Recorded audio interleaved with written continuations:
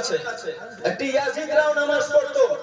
কারবালার ময়দানে ইমামে হোসেন রাদিয়াল্লাহু তাআলা আর ইয়াজিদের বংশধর ইয়াজিদিরা নামাজের সময় তারাও আযান দিয়ে নামাজ পড়তো।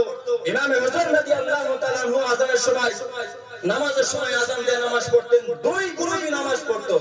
নামাজের মধ্যে ভাগ আছে। তাদের নামাজ আলাদা, এদের নামাজ আলাদা। তাদের জায়গায় মদ পান করা হয়, তাদের জায়গায় নাচ গান করা হয়, তাদের জায়গায় লাঠি বাড়ি খেলানো হয়, তাদের জায়গায় ঢোল বাজানো হয়। ইমামে হোসেনের জায়গায় এখানে লাঠি বাড়ি হয় না, এখানে ঢোল বাজানো হয় না, এখানে আল্লাহর কালাম কোরআন শরীফ তেলাওয়াত করা হয়। বলো সুবহানাল্লাহ। এই তো পার্থক্য। নারে তাকবীর, শহীদের কারবালা কনফারেন্স, শহীদের কারবালা কনফারেন্স, ইয়া হুসাইন, ইয়া হাসান, ইয়া হুসাইন, নারে তাকবীর। আরে মুসলমানও